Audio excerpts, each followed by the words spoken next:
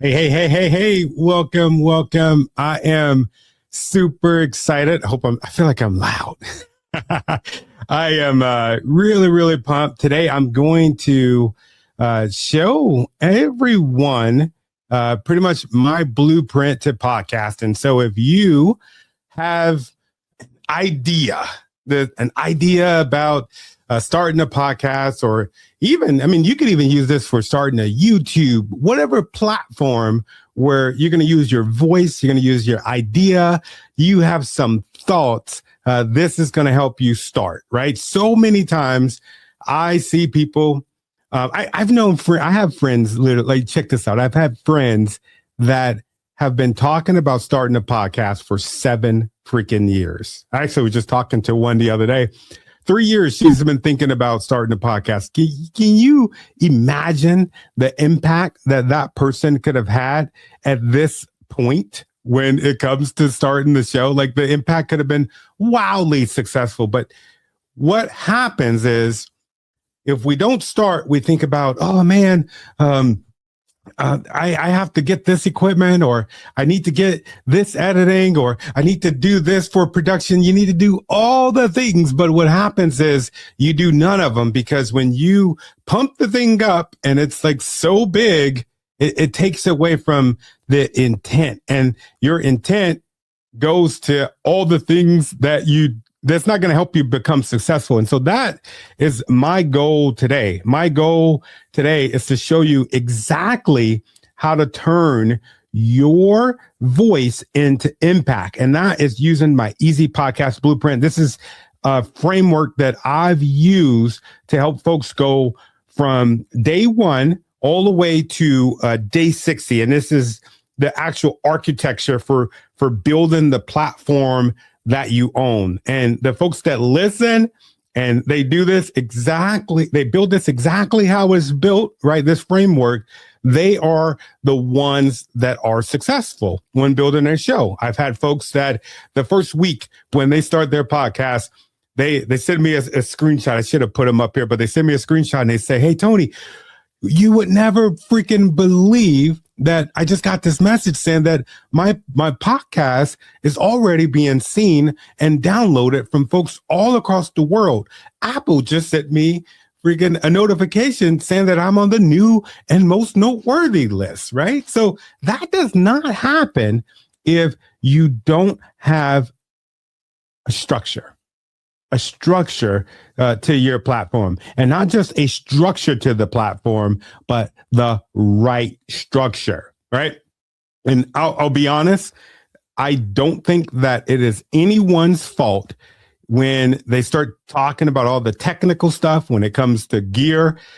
We have a culture, especially in this creative space of using your voice and turning it into a podcast. We have a culture of the most expensive gear that you can get. That's what's going to make you a podcast. You go and you get the best background. That's what's going to make you have the best podcast. That is wrong. It is wrong. That's not what's going to make you have the best podcast that you can possibly have. What that is going to do is that is going to fatten the pockets and the wallets of other people. I want to get that out of the way. I don't want you to think that you need, oh man, I get so distracted. I would say hi to my folks. Hey, Josette, good to see you. If you have any questions, make sure that you drop them below. And for the folks that are tuning into this, maybe you have something, you signed up for this, but you got something to do. That is all good. If you want to book a call with me, you could go ahead and scan that QR code to get the one-on-one help from me. And I'll explain that a little bit later once I'm done. But also, everybody that joins this today, that's here with me, you put somewhere in the comment section, "Hey, Tony, I'm here. I'm watching this. Let me know that you're in the building so that I'm not talking to myself for this time," because you're going to get some really good value. But I want to make sure that I'm not talking to myself. I'm not going crazy. So I'm going to give you a free gift for everybody that is here. And this is a gift that most coaches, especially when it comes to podcasting, they're charging people hundreds, if not thousands, for the things that I'm going to send you, right? So I'm not going to tell you what the gift is. I'm proud of myself because my mom likes to tell me that I can't hold water. I spilled the beans early, but I'm not going to spill the beans with this. But so this will take you from day one all the way to day 60. And you don't even have to do 60 days with this blueprint that I'm giving you. Some folks, they can do it in 2 weeks, but I like to say 60 days. And maybe that's being a little generous. Maybe that's taken away, but you can do this. You should be able to do this in under 60 days. So let me know in the comments if you are ready for me to start. You got a pen, you got a paper, you got your phone. Maybe you're taking some screenshots, right? You're taking some screenshots because it's going to be some good stuff. I promise you, I will not continue to do these lessons when it comes to podcasting. I'm moving on to something else. I definitely love the idea of the platform of podcasting. I would not be where I am at today if it was not for my podcasting. But I'm doing something else, and I'll get to that a little bit later. We got some folks. I'm going to give everybody recognition. Tony Tate, I invited all 1 million of my friends here tonight. I appreciate you, brother. You're always inviting folks. Let's see. Keith Dunner, look who showed up. Yeah, I got all of my friends in the building. Hello from Vancouver. For everybody that just came in, if you click that, I got some stuff. Man, my ADHD is freaking killing me. I want to know what's going on in the comment section. So if you click this link, not the link, but the QR code in the corner, that's how you can work with me one-on-one if you have to take off. We are going to get started. So let's go ahead. Let me zoom in. I don't got my glasses with me. So this is the architecture of impact when it comes to podcasting. It doesn't matter if you have a podcast that you've been working on for the last freaking 17, 20 years or whatever, or you just started your podcast. You will be on one or a few or all of these steps, right? These steps are not linear. You don't go from 1 to 2 to 3 to 4 to 5, and that's like where you're at. It's not the 12-step program. You are going to be revolving through these steps. So, and there's different phases. You have the first phase, that's the foundation. That's like where you're setting the strategy. This is where a lot of people get this podcasting thing wrong. They skip this stuff and they go straight to, what kind of microphone do I need? So if you're listening to me and that's your question, what kind of microphone do I need? I'm gonna tell you right now, you need to start with the foundation. You need to start with the strategy, right? And what that looks like is your purpose alignment. That's you trying to decipher what it is that you really want to talk about. Not what's popular, but what you want to talk about. Step 2, that would be structure building. That's you deciding, okay, yeah, I want to have a podcast. Now do I know what I'm going to talk about? What type of infrastructure do I need set around it? Right? I think I know what's going on, but what else do I need to build to make this thing work? Right? And then we go to phase 2. That is the actual infrastructure. That is where you are determining what medium you're going to use. So audio, are you going to do just audio podcast? Or are you going to do audio or video? Are you going to do video podcast? Or are you going to have a hybrid of it? Right. And I'll tell you right here before we start, because I'm going to go into these separately, but I'll tell you, if you're just starting with a podcast, I always tell folks to start with audio first, because you're not having to waste so much time trying to be the master of everything when you don't have anything figured out. Right. So step 4 in phase 2, that's when we start talking about the equipment. Notice it's not the first thing that you're talking about, right? Because how can you decide what equipment you need if you don't have all of this other stuff figured out, right? I'm moving my mouse like y'all like y'all can see it. I got my finger on the I have my finger on step 4 here, but then we go to step 5, podcast hosting. That's where we're actually going to host the podcast, where the podcast sits when it comes to distribution, like podcast.co. What's the other one? Spotify. How could I forget that one? That's the one that I use, Spotify. And what that pretty much does is you take your podcast and then it'll blast it out to the major podcast streaming networks. And we'll get more in detail with this as we go along. Let me know in the comments if you're still here. I still got you. You're working on phase 2. This sounds really good to you. You want to know about phase 3 and phase 4. Let me make sure that I haven't lost anybody. And again, any questions that you have for me, just wait until we're done. And I will get to those questions in the QRA. All right. Q&A. What is QRA? I'm just so excited. Phase 3, that is the build out phase. That is where we're talking about production. That is where we are creating a recording plan. If you work with me, this is very important. That my clients that I've had throughout the years, the recording plan is one of the most important. This is where you are figuring out what days you're going to record. This is when you have all the equipment and you know the equipment that you know, and you've already purchased the equipment and you're just creating a plan, right? The next step in phase 3 is recording trials. You are actually recording. You're actually recording. You're doing some rehearsals. You're having everything set up. If you have a podcast where it's video, you're doing it at the same time of day that you would do the regular recording, because if you've recorded with video at all, you know that the sun is a big part of when it comes to recording. So you're setting up the exact environment that you would have when it comes to recording day. And then phase 4, this is what a lot of people, they're on phase 1. A lot of questions that I get as somebody that's had a podcast for years and have had millions of downloads, folks go to, hey, how do I market my podcast, or how do I make money off my podcast? And I'm always like, make money off your podcast? You don't even know what the damn podcast is about.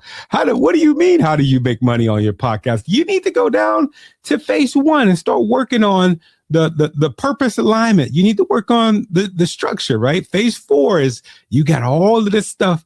You got all of this stuff connected, right? And I'm not saying that you can't be thinking about monetization. You cannot be thinking about the marketing plan. But if you start working on this stuff before you have went through phase 1, phase 2, and phase 3, you're going to fail. And that's why, you might be hearing a lot of chatter where folks are saying, oh, podcasting is dead. It's a dead sport.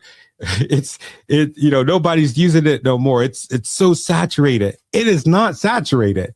What is the saturation that you see is, there's millions of podcasters, but there aren't millions and millions of active podcasters. Folks like us, the people on LinkedIn, people on YouTube that we're searching for information. There's other people like us that are searching for the same information that we have. So podcasting is very much so alive. I would not be doing this if it was not. I am not a podcast one of those people that's going to go down with the ship, as they say. Once podcasting is dead, you'll probably see a post that'll say, podcasting is dead. It ain't working no more. We're not making money from it no more. And I'll admit that. So mark my word when I tell you, a podcast, your own platform, is one of the biggest things that you can do right now when it comes to content creation, when it comes to owning your own platform. All right. So purpose alignment, right? This is step 1. This is this is like when you're figuring out what type of content that you're going to have. You can't just throw shit out there and say, okay, I'm just going to do day in the life videos. Like, that gets old pretty quick, right? That gets old pretty quick. What also gets old really quick is, I don't know if y'all seen those videos where they show somebody else's content, and then on the other side is usually like an entrepreneur, somebody that wants to get into to make content, where they just have it and you'll just see whatever video they have on the side. You'll just see that person not really saying nothing and just kind of shaking their hand, or maybe they're pointing their finger at it. But that's not content. That's not a strategy. That's not you fulfilling your purpose. That's you watching somebody else fulfill their purpose. You watching somebody else walk towards their mission in life, right? So Ikigai, this come from the Japanese, and what it means is your reason for being. I love this because it has some really critical pillars in here that if I would have been taught just these things in this first page, not only when it comes to content, but just in life, period, I would have had it figured out. Just like I'm sure, the folks that's watching this, everybody has a purpose. Not everybody knows and understands what their purpose is, right? So follow this. This will be a short, quick little guide. I actually do a whole workshop on this. We don't have enough time to do that whole workshop, but just to give you a bird's eye view of it, right? Mission. That is what the world needs. That's at the very top of this compass, what the world needs. That is you solving problems. That is you creating positive change. A lot of folks, they're so linked up to what they feel like the world needs instead of doing research and understanding what the world needs. If you go and you look at a lot of my posts where I'm doing polls, where I'm asking questions, whether it's on LinkedIn, whether it's on YouTube, whether it's on Facebook, I'm asking a lot of questions. What's keeping you up at night? What problems can we solve? That is the question that I'm asking. And not just my problems, but the problem of the people that I serve when it comes to me creating content, or if it comes to me maybe lobbying for certain policies as a delegate right now, right? I want to know, what problems can I solve? What does the world need, right? So, and then let's go to the next one. We're going to go counterclockwise, right? We're going to look at passion. What do you love? What is something that you love? Like, you wake up in the morning, you're just like, and it can even be for the moment. I've seen podcasts where it is solely based on what that person thinks that they're interested in, or that curiosity. Or it could be something that you love, something that you've been learning this whole time, and you're just excited to teach it to other people. For me, I was really passionate initially when I first came up with my podcast, Leaders Lead the Podcast. You can check it out, leadersleadthepodcast.com. That is a commercial. Write that down. Go and check out the podcast. I got some really cool guests on it. But if you look at from episode 1 all the way to episode, I want to say maybe 130, that is me trying to figure out how to be an entrepreneur, how to run a successful business, right? If you look at the last several years, you'll see there's a couple of times where I even misspelled the word entrepreneur. I was not a good entrepreneur. So what I did was I created a podcast to teach and to show me how to become the entrepreneur that I needed to be in order to build my podcast, right? And that, in a sense, is the framework of everything that we're learning here today. You see what I'm saying? It's like the podcast actually taught me that instead of me teaching folks what I already know. And that became a passion, and then it developed into something else. Right now, I'm really passionate about mental health.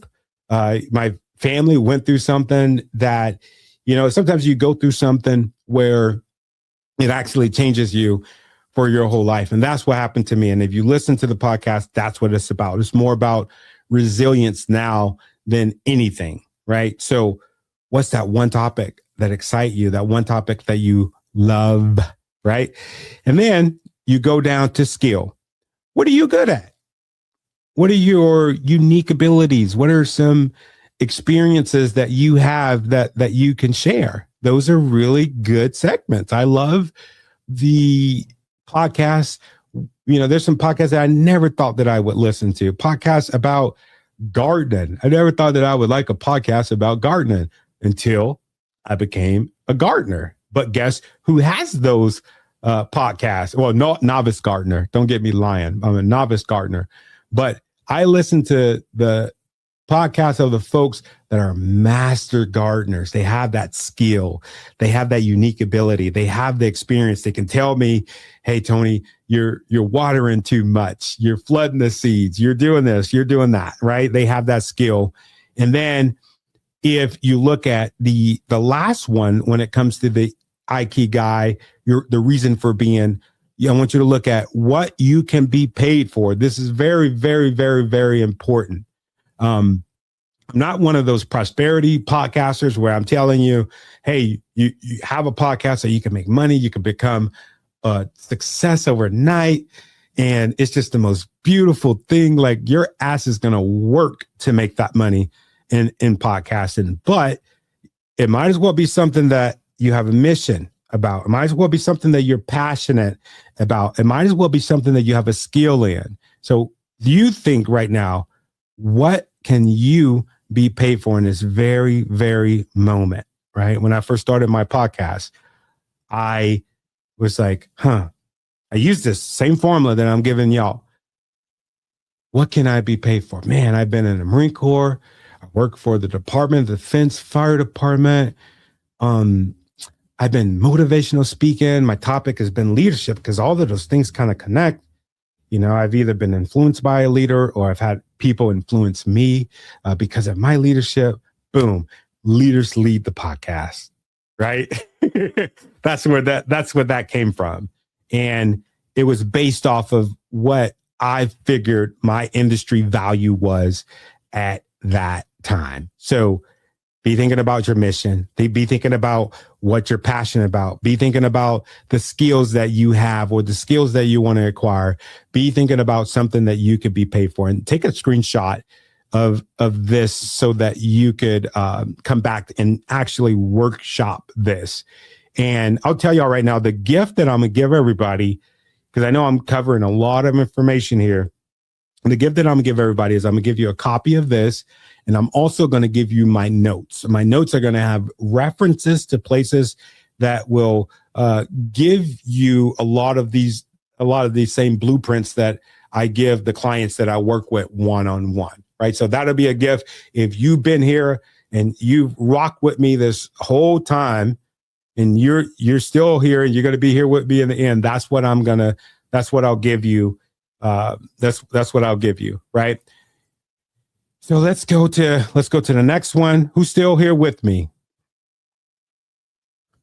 I'm gonna look at the comments really quick. Thank you, sir. You're hilarious. Tony Taylor, savor the flavor of the awesomeness and sharing your beautifully well articulated, eloquently stated, heartfelt thoughts with us tonight. I appreciate that. No, y'all are making me smile. Don't make me cry today. Sharing your experience to help others is great. Thank you. I appreciate that. Oh, you're ENT, it says. Man, I want to talk to you. I got some questions there. All right, let me get back. All right. I just want to make sure I acknowledge everybody that's here with us. And also, again, if you have to go, screenshot or click. There should be a link in the comment section to where this flow code is at. If you want to work with me one-on-one and come up with your plan, that's me just taking you through all of this stuff and us figuring out. I have a really cool one-on-one workshop that I've used for many years, not just for myself, but many of the top podcasts that some of y'all are probably seeing here on LinkedIn or on YouTube or Apple, Spotify. It works. It works. And it's a proven system. It really works. It's one of the things that I've built where I can honestly say that I'm proud of.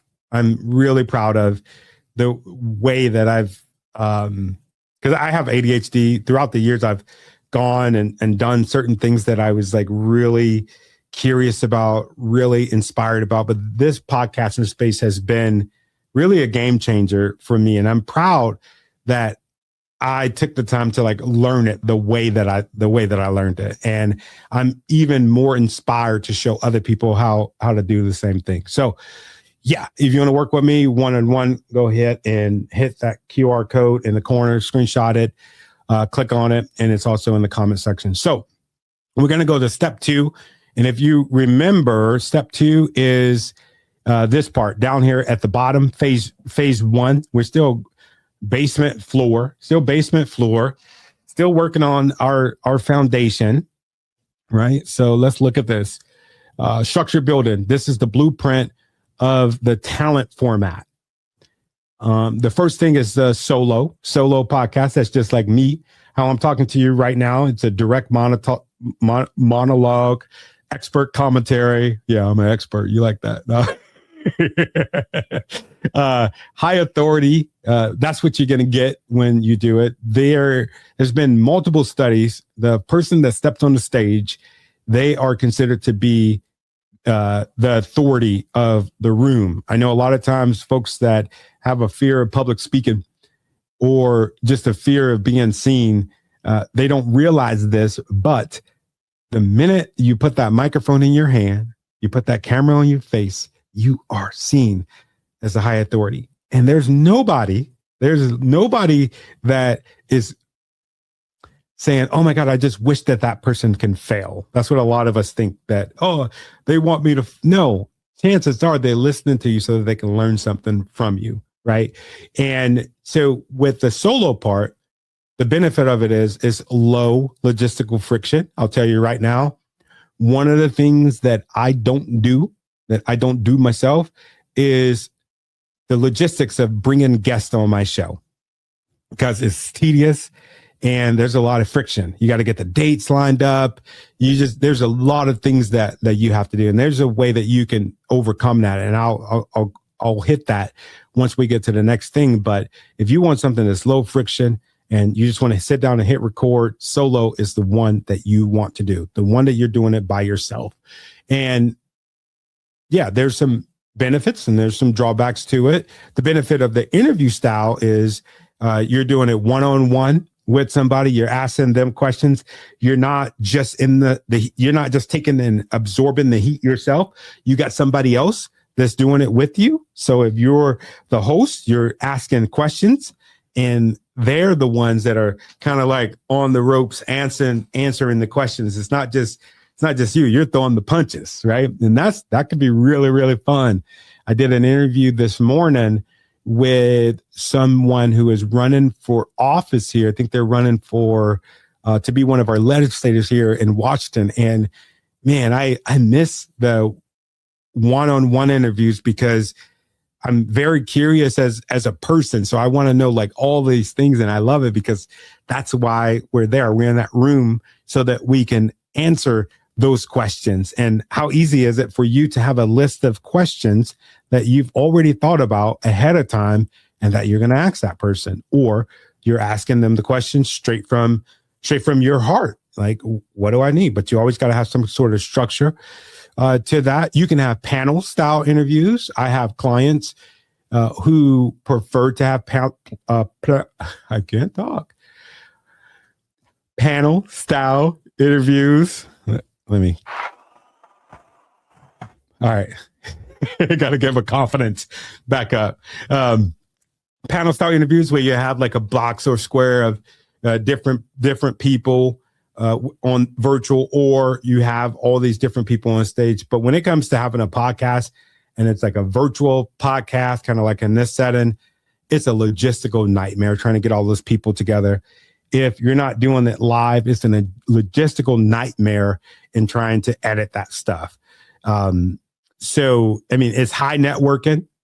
You have all of those people. You're bringing in all of those people that are going to communicate with you, and they're going to bring their people in, right? So that's more touch points that you have for your podcast. So that's a good benefit for the interviews, and also the panel style, right? And then you have the third pillar when it comes to the talent format, that is co-hosted, shared hosting duties. That's you kind of going, you asking questions and answering questions, bringing up thoughts, breaking down thoughts, and you're sharing that responsibility with somebody else. And typically you'll get some high dynamic style energy, especially if that person thinks one way and you think another way, and you're kind of like debating It reminds me of the sports shows. Like you got Stephen A. Smith, and it's kind of like a gauntlet where they're going in there and they're arguing back and forth on certain points. I really love that format, but it's not for me because maybe I'm having an off day. I'm having an off day and I don't want to. I don't know. I don't want to live like that. Yeah, where I'm just debating all the time. But the other way to do it is if there's shared ground there. You and that person, you have almost the same frame of reference, almost the same thoughts, and you're breaking down the points together. Those are really good. And a lot of times, what you could do is a shared responsibility too, instead of just shared hosting duties. You know, maybe you're really good at seeking out talent. Maybe that person's really good at putting together this structure, and they can follow the blueprint to keep you in line. So it works out good. Where it doesn't work out is if you do have those opposing morals, opposing principles. When I first started the show, somebody reached out to me and they're like, man, it would be really cool if we could do this together. They had a huge following. And I'm like, man, this will be really cool. More people will know about Leaders Lead the Podcast. So this will be good. So when you do that, you not only adapt the good, but you have to adapt to the not so good. People have lives, and a lot of times their lives are messy. And I had to make a decision. I went away from the person that I had started co-hosting the show with because it wasn't something that, they were doing something in his personal life that I did not agree with, right? I didn't agree with. So this show, and this is a part of Brandon, this show is going to be your baby. And everything that you do in your personal life is affected by this. And this is absolutely affected by everything that you do in your personal life. It goes back and forth. There's no such thing as, oh man, that's just business.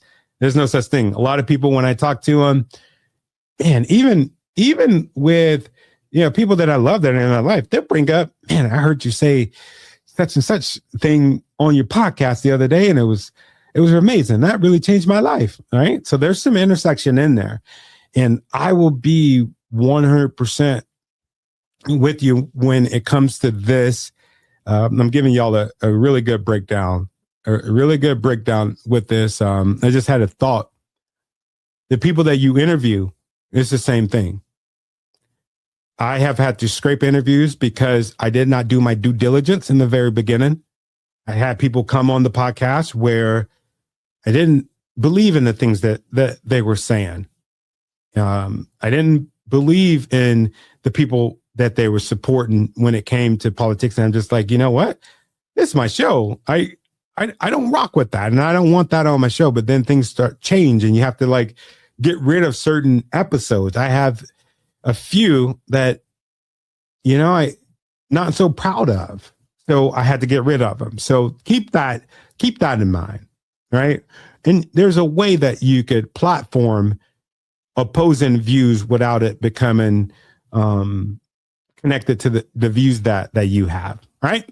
So let's go to the fourth one, and that is narrative. That is scripted storytelling.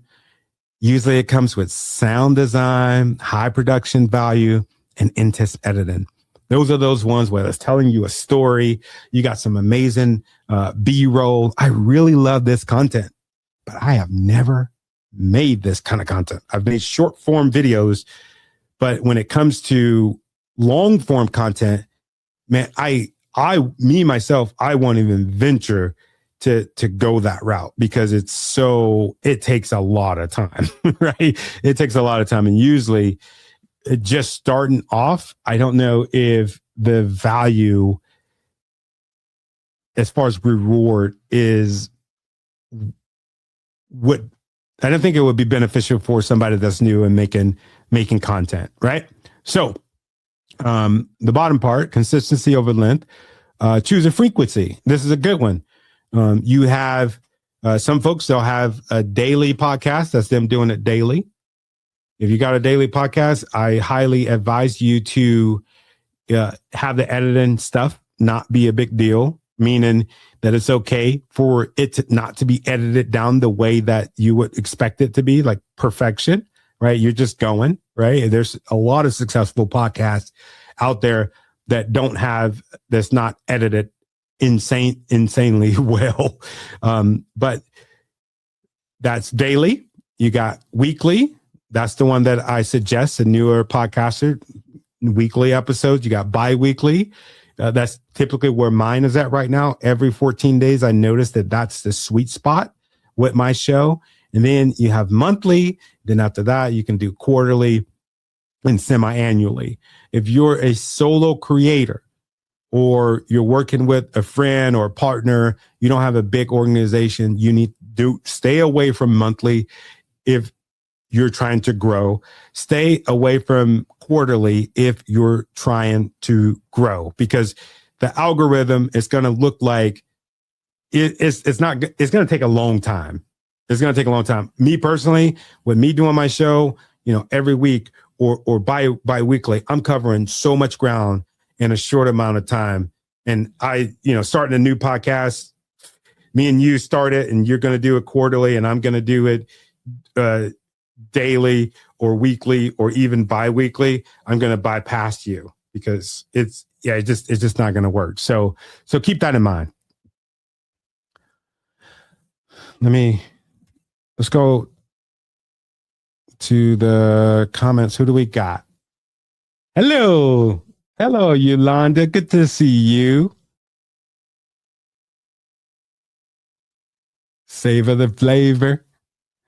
Oh man, don't we love Kenneth Dunner, man? I really appreciate Kenneth Dunner. He brings some really cool people to the show. I appreciate all of your work, brother.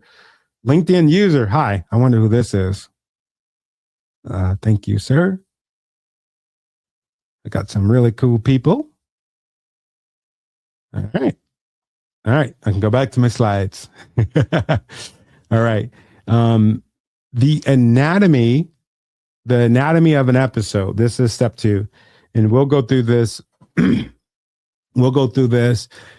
Pretty fast, right? The opening sequence, that's usually the first 0 to 5% of the show. That's where your hook.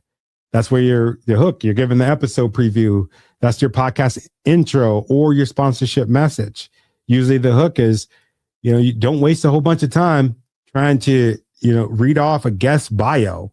Usually if you do that and I'm listening to your show, I'm going to turn that shit off because I don't care about their resume. I don't care about that. LinkedIn don't even care about that no more. A lot of folks, they have their resume and their bio and all of that stuff. Like nobody wants to read that.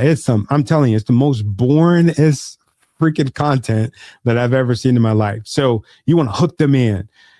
Hey, when we first started this, I told you that I am going to show you how to build a podcast in less than 60 days, the easy way. I also told you that I'm going to show you how you, as a new podcaster, can get on the best of list, how you can automatically, you start off, you automatically in the middle of the mountain instead of at the top of the mountain. That kind of stuff helps when it comes to not just me doing this webinar with you today, but it helps with all content, right? Guest introduction, you want to keep that short.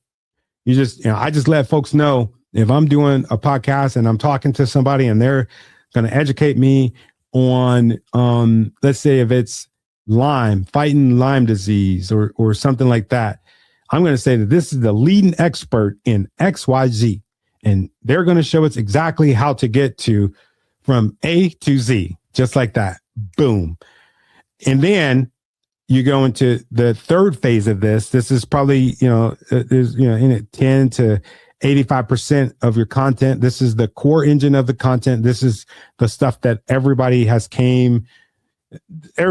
this is what they come to get is this piece. So it's structured and you have some really good transitions and it should be able to help a person, right? This is where you're asking the questions, or this is where you have your one person monologue.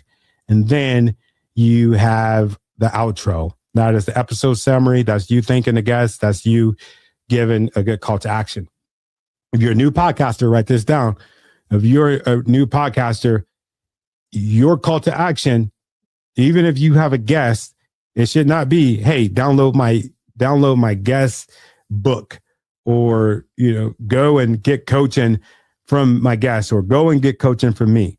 Your call to action should be subscribe to the show, listen to the show, and leave a comment. Those 3 things when you first start off, because those will be the things that will catapult your podcast into another stratosphere. I see so many podcasts, they've been going for years and years and years, and they only have 5, 11, or some zero people that have left any kind of feedback. Don't do that. Do not do that. Push for that. And this is where you do it. You do it in your outro. You do it in the content that you create, right? People, we want to be led. We're not just going to just do shit for the sake of doing shit. We want to know what kind of shit you want us to do. And the shit that you want us to do, in this case, brand new podcasters, you want people to subscribe to the show. You want people to listen to the show, and you want people to give a review. Those 3 things.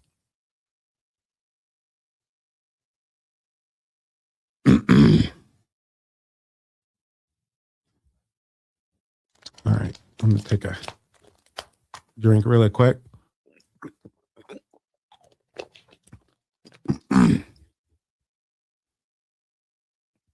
All right, put your questions in the comment section,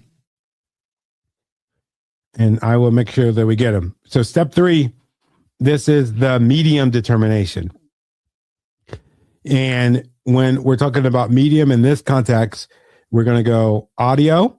That is where it's on Apple, Spotify, Deezer, all the platforms, to where you could just hear, where you're just listening to it. And then you can go video. Typically, it's YouTube. Now Spotify has a video only, or video and audio component, but you could just upload videos to that, right? And then you have the hybrid to where that's both. That's audio and video. Most podcasts, that's where they're at, or they're trying to go to, is the video and audio. When it comes to, let's look at the bridges. Let's start from audio. We're going to start from audio, and then we're going to go to hybrid, and we're going to just take the bridges across, right? Audio, simplicity is easy. Like I said, you could pick up your phone and just use audio. There's different jacks that you can get if you want to have, a simple microphone for that, but you don't really need it. My highest, and still to this day, my highest download episode came from me just driving in my car and having a horrible day and just talking into my phone, just talking into this thing. Video only, simplicity is low, because, you got video, you got to look good on camera. You have to make sure your background is good. You got to do all the things, and you still got to have audio, right? So there's really not a difference with that. The hybrid, that's both of them. Simplicity is low. Engagement, medium engagement. There's I've noticed there's a specific group that listens to audio only podcasts. Video only engagement is going to be high, because if people are interested in your content, they are going to listen to it on YouTube, or watch it on YouTube, or watch it on LinkedIn, or watch it wherever they're at, whether it's audio or video. You give them that opportunity. Hybrid, maximum engagement if you have audio and video. A production cost for audio is low. Like I said, you could use your phone. You could use a microphone that don't cost that much. And we're going to get to the microphones here in a second. I do have some recommendations for microphones. But video only, production cost is high, because you got to have a camera that looks pretty good. And, if you're like me, I am a snob when it comes to this stuff. I cannot not look at the camera to see if there's any imperfections that are going on the camera, to make sure that my lighting is good, to make sure that that we're getting a good angle, right? Because that's just where my brain goes, right?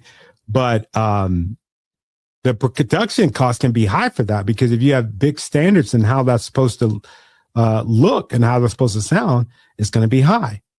And hybrids is the same as high. Monetization standard.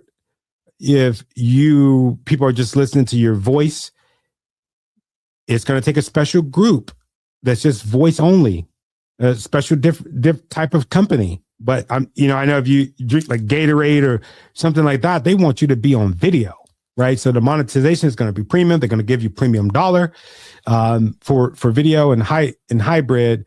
The monetization is very, like I said, you're living in the best of both worlds. But the pros of it with audio only is accessible. It's on the go. A lot of times when I'm cutting the grass or doing something outside, I'm listening to a podcast.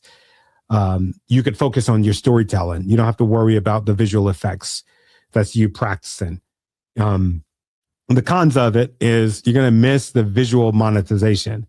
Just like here, right? You see that the link that I have in the corner here, that is so that you can get on my calendar so that I can work with you one-on-one, right? And there's a price for that. So that is monetized. I would not be able to do it like that. I would not be able to monetize this production if in that manner, if it was just audio. But video, I can do it. So that's premium. I can also tell you, just as it was in a podcast, if you go down and you look at the link, I can audibly tell you, go and look at the link in the comment section of this, and you can sign up for that, right? Hybrid, you got both. It's versatile. You could do it. You could do it a couple of different ways. All right. So let's go to the next thing. Equipment determination. We're not going to spend a lot of time on this, but this is the way that it looks. This is the ecosystem. This is you talking through a microphone, or it could be your phone. It's captured. And then you could have the interface. It depends on what type of show you have. If it's more than one of you that's sitting side by side, you're going to need something like this Focusrite that you see here. If it's just if it's just you, and you don't need to do a whole bunch of different tuning or refining, you can go straight to this next phase where it says processing. That is your DAW. DAW stands for Digital Audio Workstation. I think I got that right. But that'll be like your Audacity, your Adobe Audition, your GarageBand, your Descript. Those are, that is your digital audio workstation or video workstation too, because you could drop video stuff in that, in most of those as well. Not GarageBand or Audacity, but if you're using something like Descript and some of the other ones, you could use it for that. It just all depends on what you have. And then the last thing is monitoring. I know you see a lot of folks on podcasts, they have those big headphones on. Me personally, I don't like them. I like these. And I'll talk a little bit about these here in a second. But you need to be able to hear what's working on your show. I've recorded a few podcasts when I first started where I couldn't hear a damn thing. And if I can't hear it, that means that wherever I'm recording and processing it, chances are that won't be able to pick it up either. And that is so embarrassing, reaching out to somebody and saying, hey, you know what? I did not capture the recording. Is it okay if we do it again? They're going to be like, hell no, amateur hour is over. So it's not going to work. Another thing that monitoring helps with the earphones, if you have somebody that you're interviewing, they're talking to you, maybe they don't have it, the sound will sometimes pick up what they're saying, and it'll be like double talked, or to pick up what you're saying. So, or the microphone will pick up what they're saying and what you're saying. So a good way so that don't happen is to have the monitors, right? And always, whatever you get, your equipment needs to match your medium. determination. Those two go hand in hand. And that's what I'm talking about when a lot of people want to buy this equipment. They typically buy the wrong equipment because they want to do something completely different. Maybe they bought some, I've had this before with clients where they know each other. They refer one another and they say, oh, Tony told me to buy this. And then they end up having to hire me to help them. And I'm like, well, why did you buy that? Oh, this person told me to buy it. Well, that's because he had this setup and we had to get around this problem that he had. That's why he bought it. You didn't have to buy it. And you're like, oh man, right? So your equipment determines your medium. Your medium is determined by your structure. See how all this lines up? All this lines up. And the ultimate goal is to get to phase 4, to where you're growing and you're getting paid. But you can't do any of that stuff if you don't have everything else squared away, right? We're going to keep going. Again, put your questions in the chat and I will get to them. Okay, step 4, microphone matchup. So these are a couple different popular ones. There's a lot of folks, they have the Yeti. That's the one where it's in front of them. I've seen pink ones. I've seen purple ones. I've seen rhinestones one, bedazzled, they look really cool. One thing that I notice is I always hear a lot of echo from the folks that just starting, and it's a pain in the ass to get around when it comes to the Yetis. They're condenser microphones. I got some videos on my YouTube if you want to learn more about the anatomy of the different types of microphones as far as condenser and dynamic. It's just the placement of the infrastructure of the microphone itself and how sound bounces off of it. But go and check out my YouTube channel, Leaders Lead the podcast, and I actually break that down. But then you have the Samson Q2 mic. That's one of my favorites. It actually rejects background noise. I've had my Samson Q2O. I actually bought a kit. I can send you a link if you're interested. Just reach out and let me know. Let me know if you're interested in getting this microphone.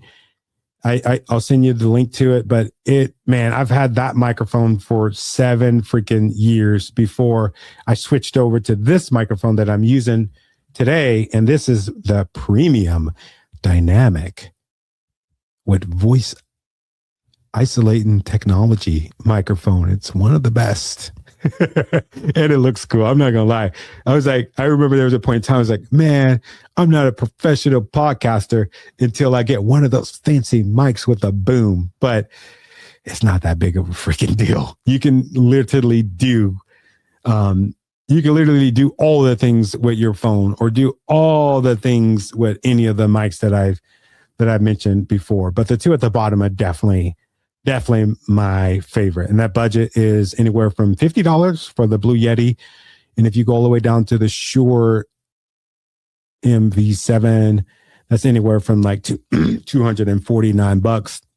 Just keep in mind, just like how you might have heard me go, it picks up all of that stuff. And it's really good. My voice is really buttery sounding. Of course, I got some extra controls over here, but we won't get into that stuff. But this is what you're looking at when it comes to microphone. Those are the monitoring. This is a monitoring setup that I told you about. You can do wired or you could do Bluetooth. Somebody told me a very long time ago, if you're going to get monitors, do not get Bluetooth because interference are picked up a lot. You have to make sure that they're charged up. And there's just... It's hit or miss, right? The first ones, those are some cool ones. They're like around $43 or more.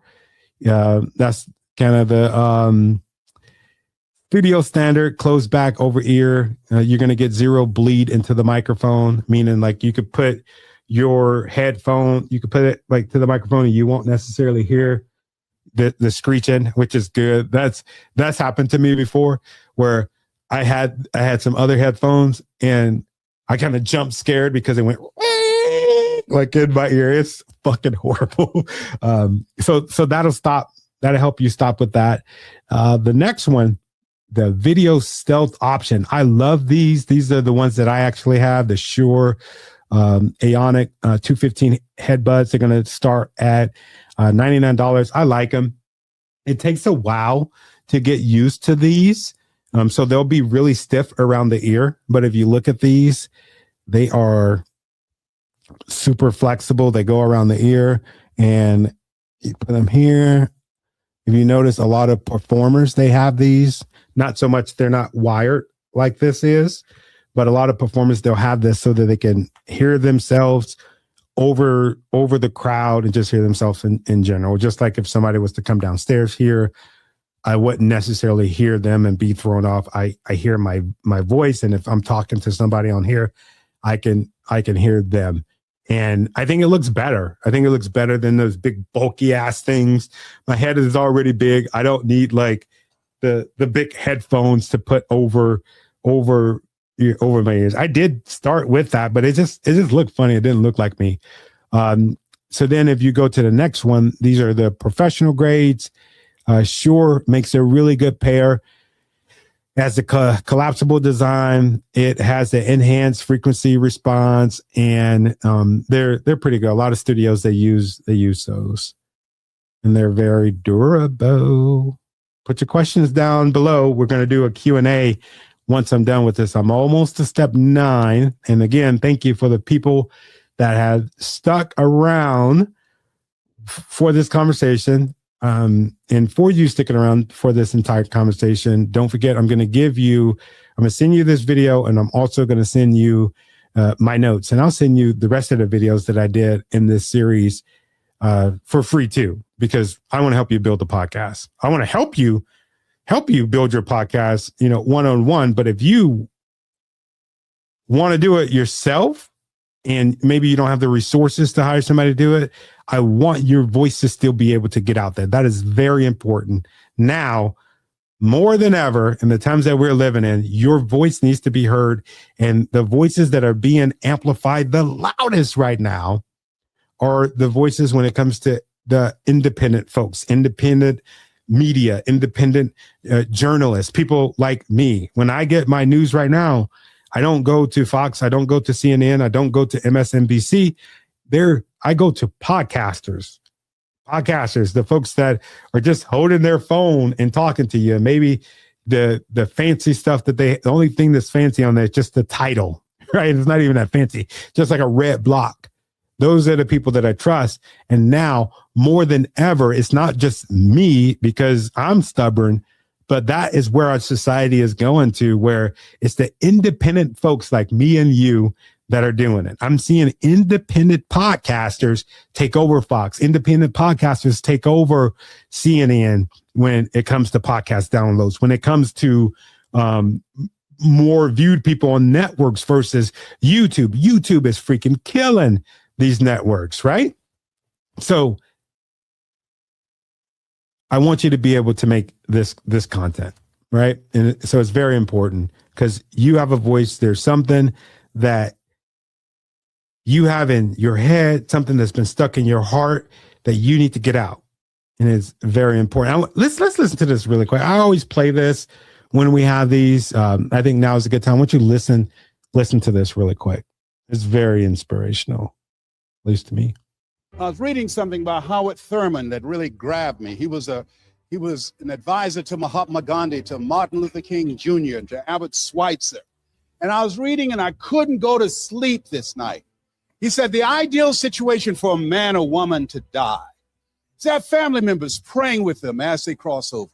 He said, but imagine, if you will, being on your deathbed and standing around your bed, the ghost of dreams, the ideas, the abilities, the talents given to you by life, you for whatever reason. You never pursued those dreams. You never acted on those ideas. You never used those gifts. And there they are standing around your bed looking at you with large, angry eyes saying, we came to you. And only you could have given us life. And now we must die with you forever. And the question is, if you died today, what dreams, what ideas, what leadership, what books, what gifts will die with you? Very good friend that I lost recently, Miles Monroe, said, the wealthiest place on the planet is not in the Far East where there's oil in the ground. It's not in South Africa where there are diamond mines. He said the wealthiest place on the planet is the cemetery. There you find potential never realized. There you find dreams never pursued. There you find people allow themselves to be imprisoned by fear and living a small life. Maybe that's why one woman asked in a moment of anguish, what if you live your whole life only to discover it was wrong? Maybe that's why Henry David Thoreau said, oh God, to reach the point of death, only to realize that you've never lived, only to realize that you've never scraped the surface of your potential. Let us say together, live full, die empty. Ooh. Live full or die empty. And that's the point. That is the point. I'm not a spring chicken. And, you know, I noticed that a lot of people that listen to my podcast, a lot of people that follow my content, not spring chickens either. And there's a lot to be said for the people that are on the back nine of their life, giving that information to the people that are on the front nine of their life. They're just getting everything figured out, right? And man, those are the people I love to equip with podcasts. They've been through life. They got something to say, right? They're trying to support and teach other people. So yeah, I want to encourage you to live full so that you can die empty. So yeah, that was totally unplanned.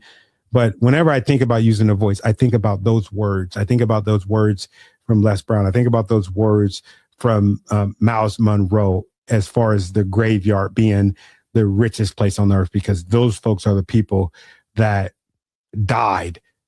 And a lot of them died with all of the potential inside of them because they were afraid of using their voice. So I don't want us to be one of them. I don't want to be one of them.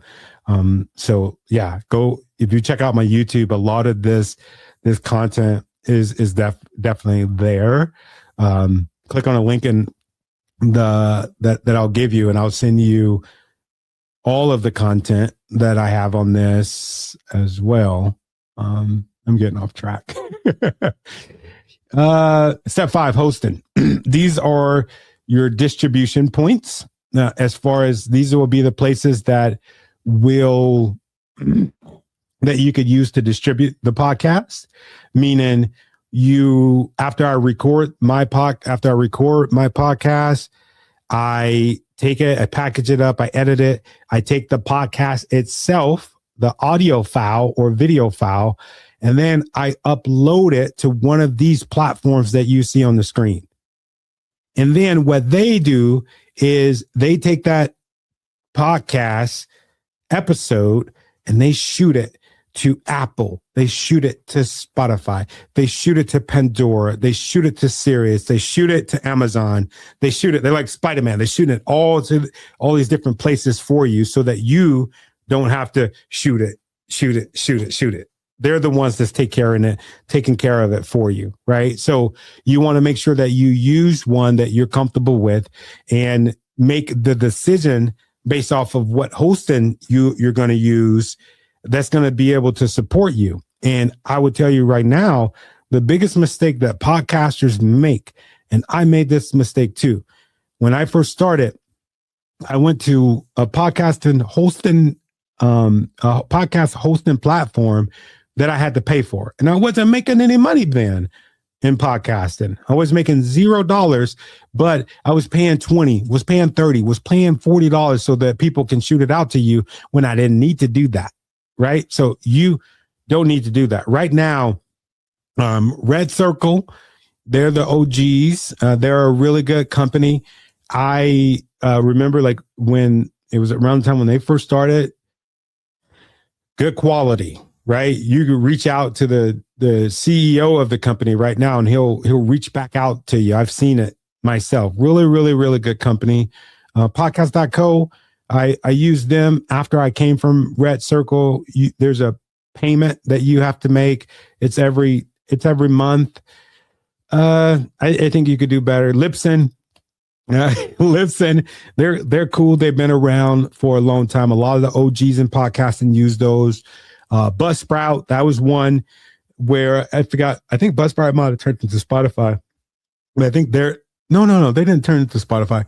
Buzzsprout, my problem with Buzzsprout is every time I see something, a person that has a podcast with Buzzsprout, I see all of these other freaking advertisements. And I feel like, you using your voice, you're creating your own platform and you're not getting paid based off of all of those freaking, deals. And I know that they do offer a monetization platform, but they're already, before you even start getting paid off of it, they're getting paid off of you.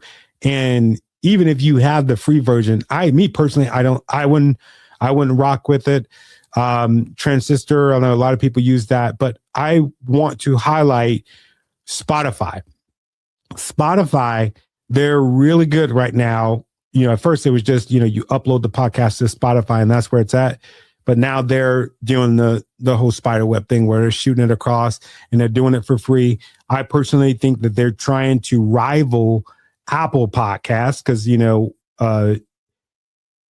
the way that audio podcast is conceptualized today, my very beginnings of podcasts, I go to Apple, right? I think of Apple, and I feel like Spotify is trying to change the game and they're trying to be known for podcasts. And so that's why they created this free platform. I don't know if it's going to be, how long it's going to be free, but for you, I would jump on that right now. I would use Spotify. My numbers, since I got on Spotify, my numbers almost doubled. I don't know how the hell that happened, but it happened. So use Spotify to do it. And, thinking about what you're going to use, think about the analytics, think about if it's customizable, think about you integrating into your website, think about, the distribution, think about ad revenue sharing. You don't want people just to be using your stuff, making money off of you. You need to be making money off of your podcast. Listener donations, do they give you that option? Which I don't think is that important. I don't get donations from the people that listen to the show. I think it's my service of love. I do profit pretty good off of the podcast, but that's from coaching and that's from different sponsorships and stuff like that, right? So think about all of this stuff when you're picking your podcast host and platform, right? So the other phase of this that we talked about and that structure that we're building is the podcast recording plan. This is you engineering a flawless session so that when you sit down to record your podcast, you sit down and you have a guest on the show, you don't look like a damn fool that don't know what you're doing.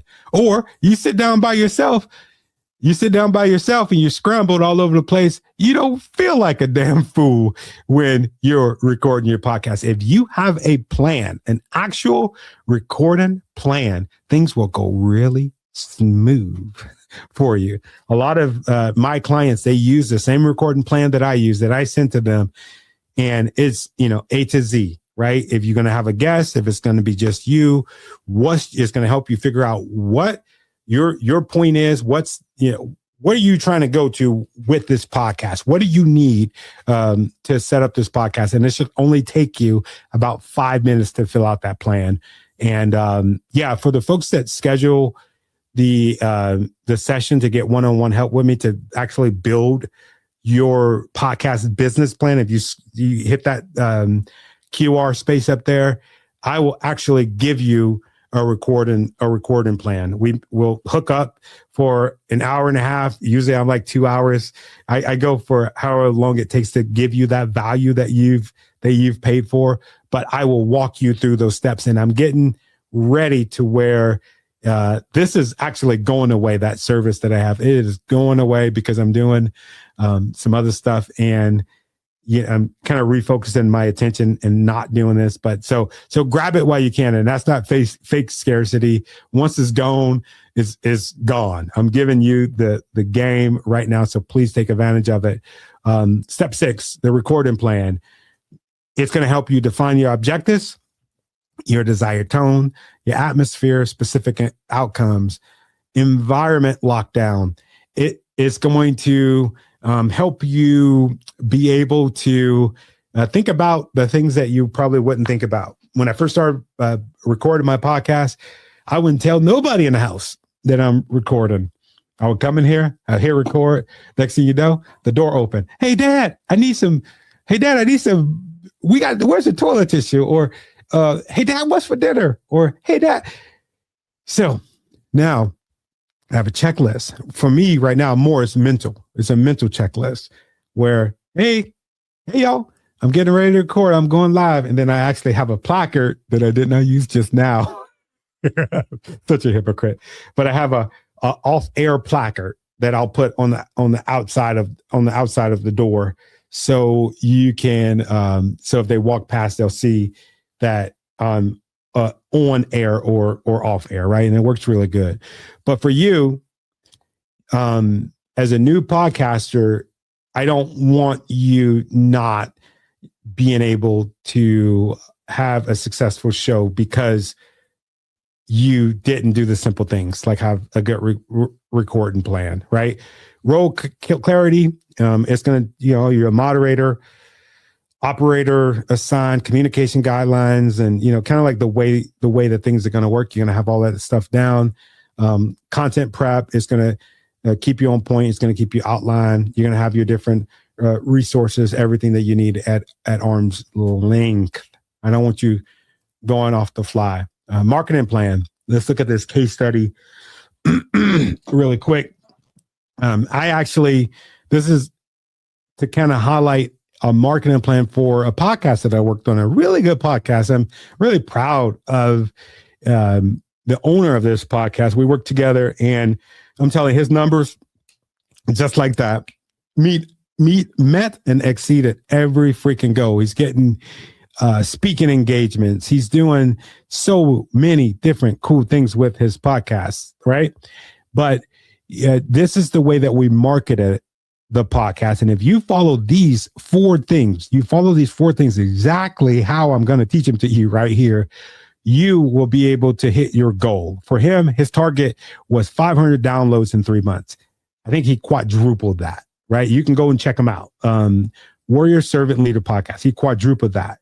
And that's because he initiated this marketing plan, right? So the first thing, core audio creation, right? Weekly episodes targeting his specific niche. For him, law enforcement. He's a leader in law enforcement. He has some amazing stories. He capitalized on those stories.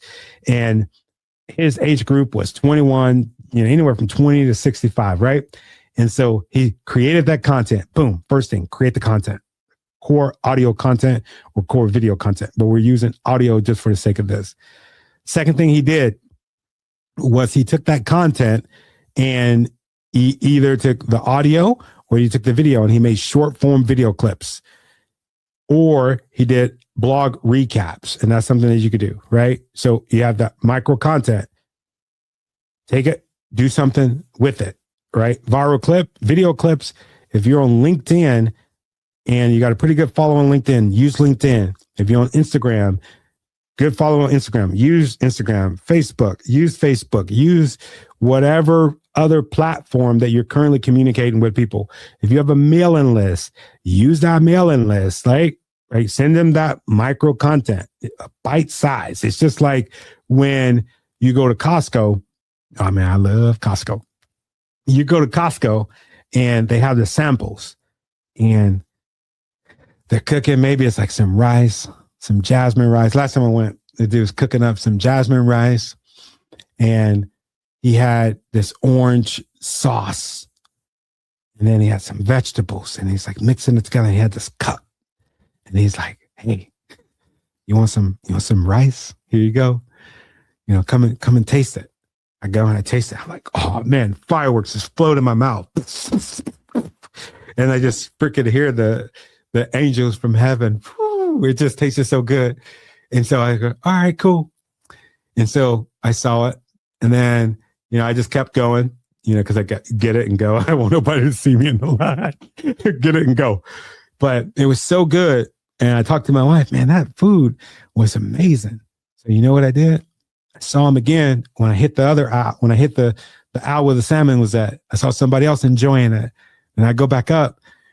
Instead of I watched him do the presentation again, but then I just grabbed the stuff that he was selling and put it in a cart. It's the same thing with your content, with micro content. You're giving them short bites, right? And that's how you get them hooked in. Okay. So that is the micro content. 3, targeted distribution. You're pushing the content to primary channels. That's LinkedIn, so that you can get high professional engagement. And that's newsletters. That's what he did, the LinkedIn newsletters. And man, it blew up. And that's the same thing that I did with my podcast, is the LinkedIn newsletters. I have 23,000 people on my LinkedIn newsletter, and LinkedIn, it will pump and mail the people that are in your network. It typically, I'll get something back where it says it sent 14,000 emails. That's LinkedIn sending 14,000 people an email, letting them know that I have a new newsletter. And inside that newsletter, I'm breaking down, and what our case study did, he's breaking down exactly, the major points of the podcast. And then he's enticing them, same thing like we did with the micro content. He's enticing them to actually listen to the full episode. And they go to your website, they download the full episode. Hopefully you're getting an email from them, right? Podcasters, do not send people straight to Spotify. Do not send people straight to Deezer. Do not send people straight to Audible or wherever your podcast is at. You need to have a website, right? If you need an example of the way that this goes, go to Leaders Lead the Podcast. Don't go right now, but if you go to my podcast, you're in there for 3 seconds. Boom, something's going to come up and it's going to ask you for your contact information, right? And you got to have something enticing. Like me, you go to my podcast, it's me telling you that you don't have to wait to go to Spotify to get them. I'm going to send you these podcast episodes before they even come out. Not only that, I'm going to send you a breakdown episode, a breakdown of the episode so that you can immediately apply it to your life. Wow. You got a gardening podcast. Shit. It's time to start gardening. Garden prep. Oh my God. Oh, how did they know I needed this? What to do with you know what I'm saying? Like, so you basically can be in charge of this process and not be a slave to the algorithm. So don't forget that, right? So that's the third thing when it comes to targeting it. Remember to get a website too, so that you can control that traffic. Go to leadersleadthepodcast.com, sign up for that newsletter, and it'll give you kind of the way that I do things. And that's what any of my content, if you go to my website, I'll have like a media kit. I'll have a whole bunch of stuff, and you have my permission right now. Like, copy that stuff, do it the way that I'm doing. It's a blueprint for a reason, right? There's no need for you to have to try to reinvent the wheel. Just reach out to me and ask me for specific case uses when it comes to whatever it is that you're trying to do, right? So far we did the audio creation. So far, repurpose micro content. It could either be audio or it could be video. Targeted distribution, we talked about that. And then the fourth thing is SEO and community engagement. That is your keyword optimization. For him, maybe some leadership, maybe tactical storytelling, right? We're adding those words inside of the description of the episodes. We're making our post be about the things that we're talking about on our podcast. Do not be one of those people that have a leadership podcast and you're talking about cats and you're talking about cats on your LinkedIn, or your podcast isn't a political podcast, but all your posts are political. Don't be that person, because like you have divided interest. I'm asking you to double down on the targeted distribution that's going to give you the most value. And when you do that, you double down on that targeted distribution that's going to give you the most value. You have to give it the most input. You have to give it the most input. So no cat post, no weird post that's outside of that lane that you want people to go and, download the podcast for. Yeah, you can talk about other stuff on your podcast, but I'm specifically talking about your marketing plan, right? Okay. Some of the things that we do, organic discovery, right? That means it just kind of comes up. And that's by way of the Q&A polls that we talked about. That's some of the posts. A lot of times, I got an episode coming up on somebody that coaches folks through narcissist abuse. That's what I'm talking about. I'm talking about in that episode, in that post, hey, have your life ever been affected by this? How did this make you feel? So what I'm doing with that is I'm actually, going back to that Ikigai thing, something that people actually want in the community, and they're telling me what they want me to talk about, right? And I'm getting engagement. My SEO on my website is pointed to that stuff. Everything is pointed to that stuff. That's the marketing plan. You don't need to make it no harder than this. If you follow this blueprint, you will hit your goal. You will hit your target. We don't need to make it, okay, my target is 1 million downloads. We don't need to do that. Start off with 500 downloads in 3 months. Let that be the goal. But I guarantee you, if you do exactly what I'm telling you, these 4 steps, you're going to triple that. All right. Recording trials. This is step 8. Step 8. This is where you're, like we talked about before, you're setting up all of your equipment. You're running through the worksheets that I gave you as far as the show notes, and you're getting familiar with the equipment, right? And again, I even just saying this, I feel a little bit hypocritical. I'm looking at a camera over there that I've had for a couple of years. We paid a couple $1,000s for it. I've never taken the time to use it. I should have used that thing when it came out of the box. I want you to do I want you to do the opposite. I want you, if you get a microphone, go and get it, go and play with it, set up all the things, the camera, you do dry runs, do a dress rehearsal the first time, so that you are ready. You never let episode 1 be the first time you turn on your microphone, be the first time that you hit the live button. You never do that, right? You could do diagnostic dry runs. I have just gone live on LinkedIn while I'm hooking up the microphone. That's a good opportunity to do that. And I put it over the screen. I'm practicing. Bear with me. I am setting up for a podcast, and I'm setting the equipment that could only be used when I'm live. And you'll be surprised the questions that people will have for you while you're working, and it actually turns into a really cool event. So yeah, recording trials, that's very important. Step 9. This is the last step. And again, this is not linear. It's not one of those things where you're going to go from A to Z and then you're done, or go from A to Z and you just worry about Z. You're going to be tweaking the stuff as you go, as you grow as a podcaster. But some stuff to look at, right? When you're in the monitor, measuring, and adjusting phase, right? You're looking at your metrics of impact. Whatever goal you set, you're looking at that stuff through Apple. You're looking at that stuff through Spotify.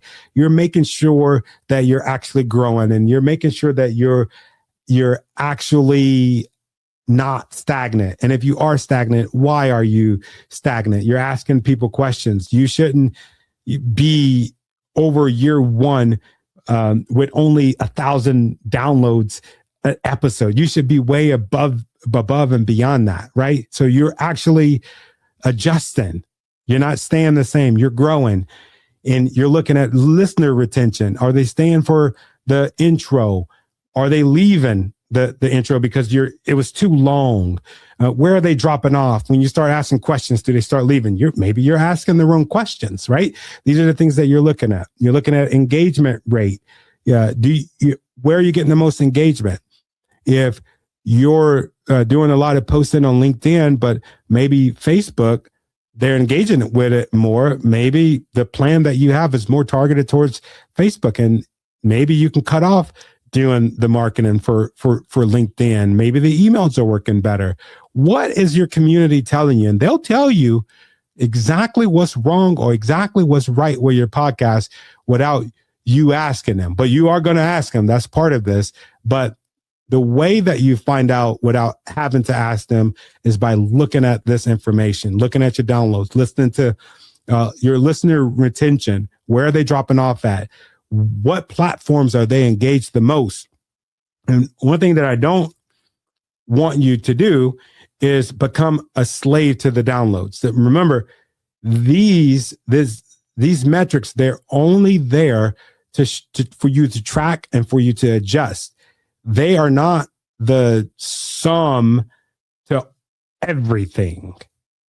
Because if I'm saying this, because if you are one of those content creators and you're pouring your freaking heart out and you're measuring your success by the downloads, and you go and you see only one freaking person, then you're setting yourself up for failure. You're going to be disappointed for a very long time. And I'll tell you, like right now, even doing this live, I have no idea how many people are watching. I do know, I do know that I see several people have popped in and popped out, but I don't have the exact number. It does not matter, because no matter what, I'm going to give the same value, right? And no matter what, this is not only going to live here, it's going to live and breathe someplace else. So don't run your show based off of solely the downloads, because if that's what matters and you go and you're at week 3 and you're living and dying by the downloads, you're going to start doing dangerous things.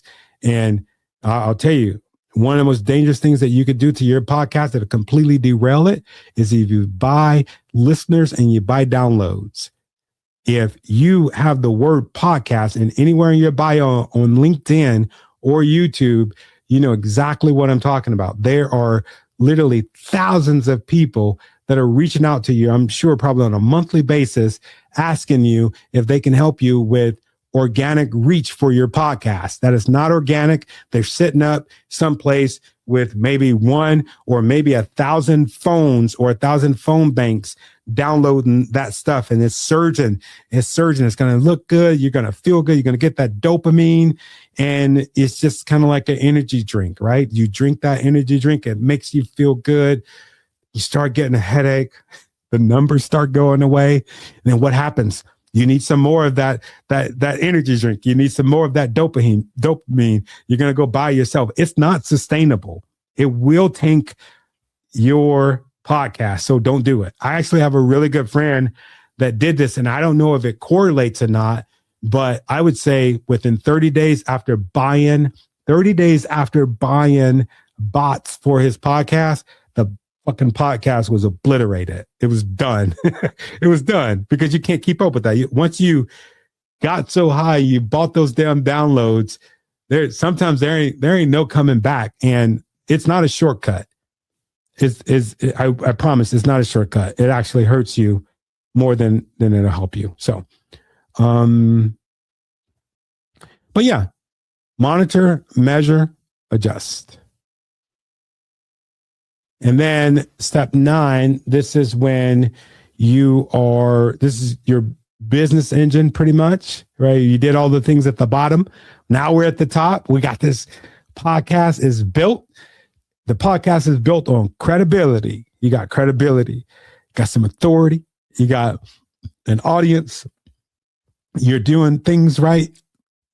When it comes to administration, you got a CRM, customer relations management system. You got to have one of those.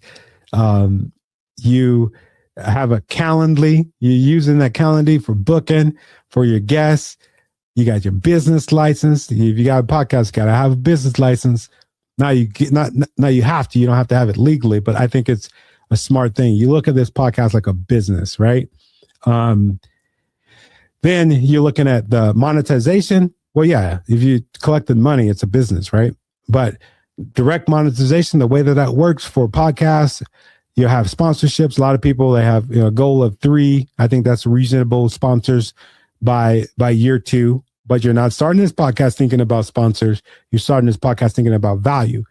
Affiliate marketing, that's some stuff that you could use. And then, and what that looks like is, if I say, let me think, a good example, right? If I say, hey, oh yeah, I'll send you all of the equipment, and I'll tell you this up front. I'll send you all of the equipment that you need. Let me know in the comment section if you need the equipment list, and I'll send it to you. Okay. Full disclosure. When I send you that equipment list, you're going to click it, you're going to buy it, and it's not going to cost you more. But Amazon, since I'm a partner of Amazon, I'm on their influencer program, Amazon's going to send me some money. Right. And so that's the affiliate marketing process, right? Or an example of affiliate marketing. You can also do premium subscriptions. I'm seeing this happen a lot more, especially when it comes to content on how to teach people how to do stuff. You could offer worksheets. You can offer workshops, teach people what you know how to do, or a subsection of the content that you're making. So that's there. Indirect monetization, that's securing speaking gigs. I brought up the example of one of my students from before. He's getting speaking gigs. His goal is to use the podcast. I think that this has happened by now, but to use the podcast so that they can be considered the subject matter expert in what it is that they're doing. And then going along that, being called in to be the subject matter expert in court cases, right? It goes, I mean, this podcasting is not just getting sponsors. It's so much bigger than sponsorship. And that's actually what I've spent the past year and a half teaching people is don't live or die by the downloads. Don't live or die by sponsorships, right? These indirect things that I'm teaching you about right here, right now, you don't need to have a whole bunch of downloads. You don't need to have a sponsorship to get this and to secure this, right?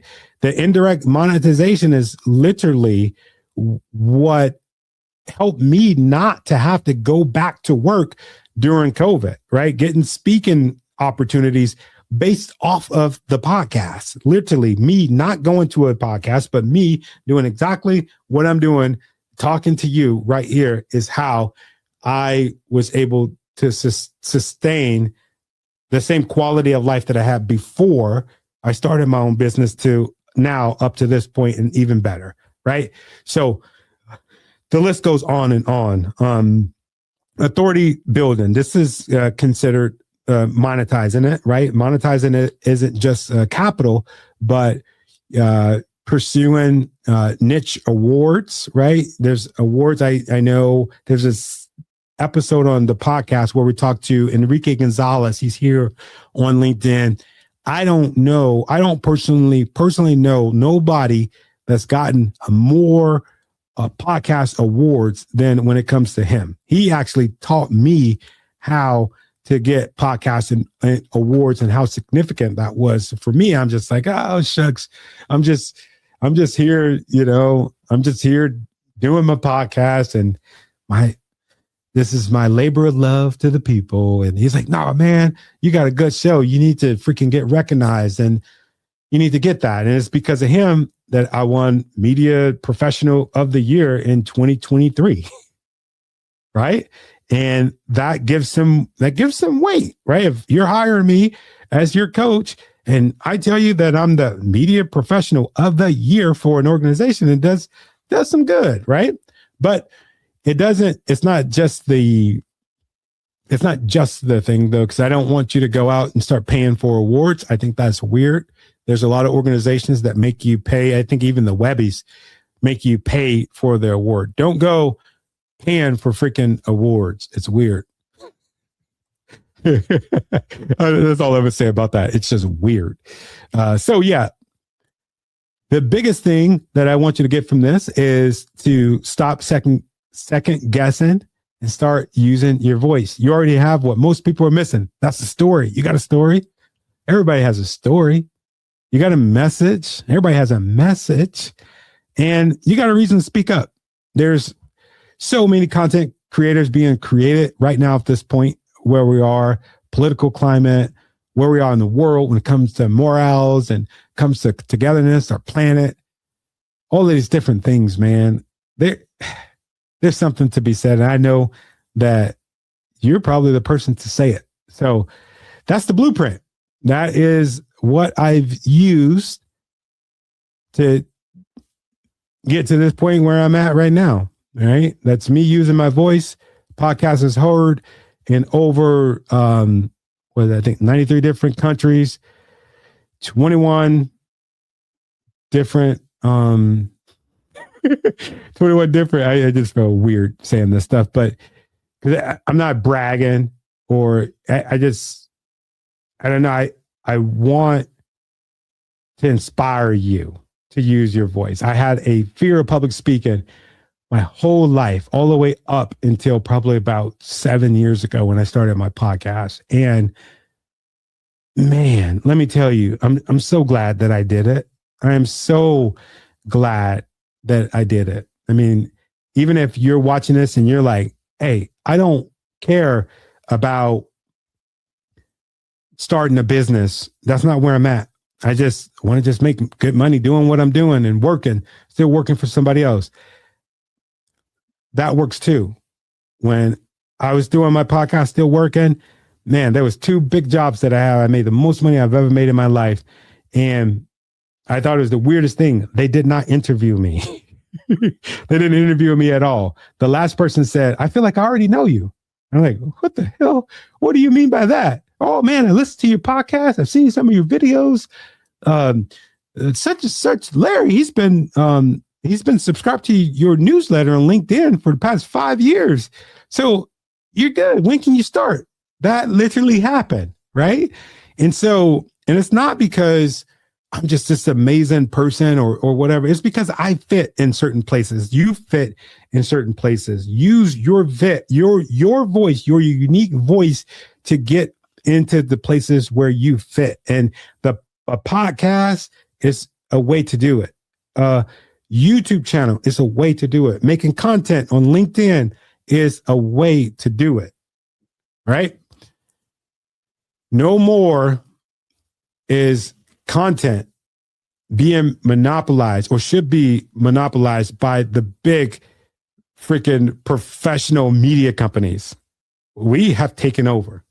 I don't know if y'all have noticed that, but independent media has taken over and you could be a part of that. So anybody got any questions for me before I show you some stuff? I'm going to show you the way that you can get on my calendar, the way that it works. Let's see. Let's take some questions. I see great success coming your way. Savor the flavor. Awesome as that. I love that. Alila, congrats on your award. Thank you. That's amazing. I appreciate that. It's actually cool. It makes me smile every time I come in and I see it. It's like, oh, cool. Everybody want to be recognized, right? Everybody wants to be recognized. Good question. How do you obtain sponsorship? This is good. Let me go full screen here. I'm scared that I'm going to knock everybody out if I do. Okay. So how do you get sponsorship is I would start with thinking if you have a podcast already and you could reach out to me and we could work on this together. But I would think about the structure, the thing that we talked about before. Let's go back. I want to show you how this goes into place. And the gift that everybody's going to get for being here today, let me know in the comments, type gift, if you want the gift. I'm going to send you this presentation. I'm going to send you my notes, and I'm going to send you all the references that I used for it. That's like in the case study and stuff like that too. But let me turn off that. Okay. So if you look at, I don't got my glasses on.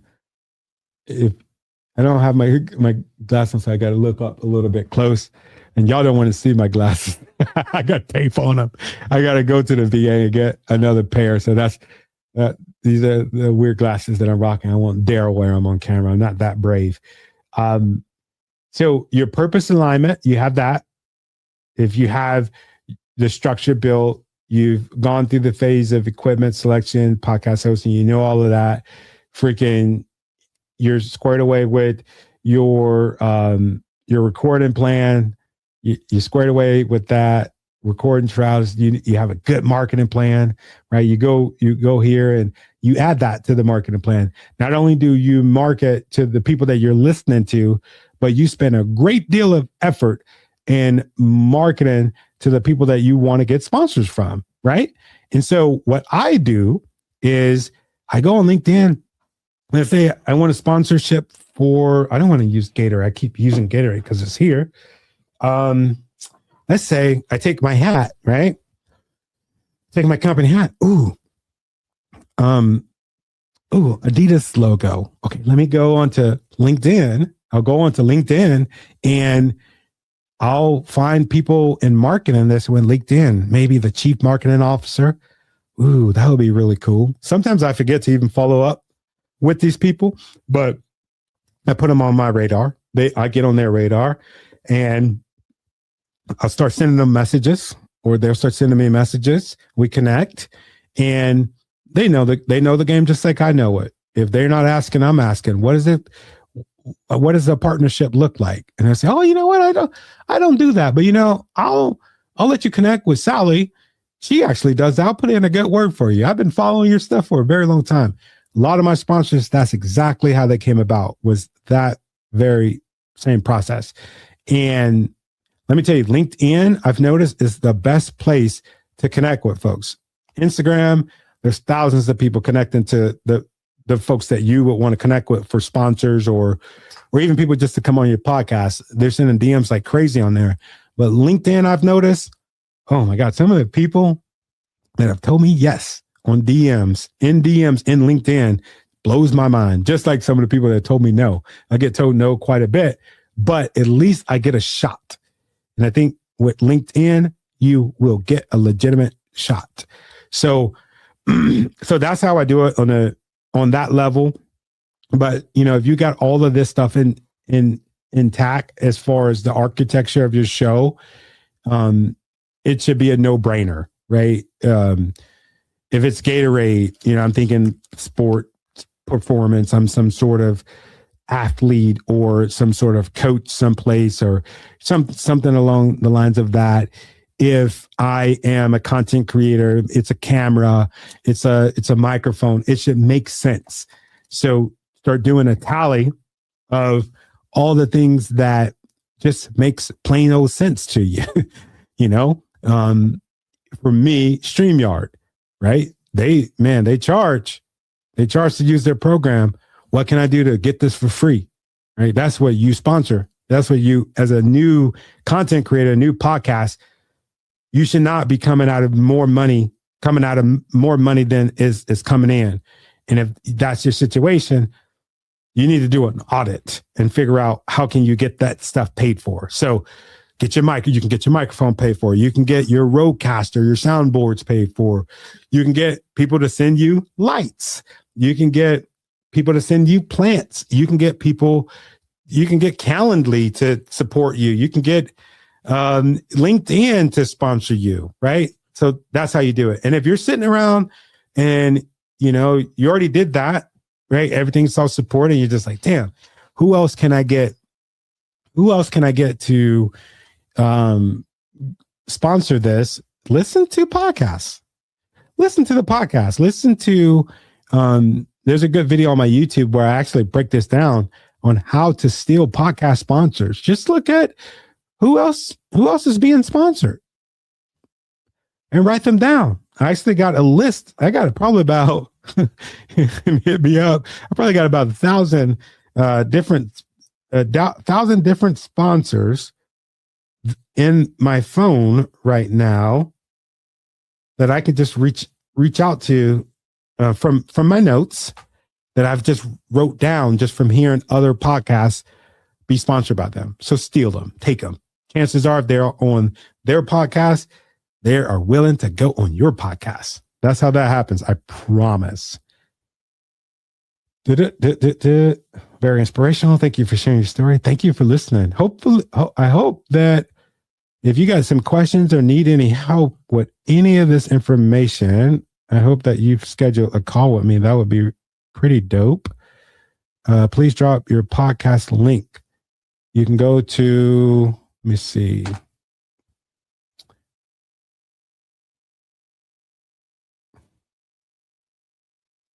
All right, it should be in the comment already.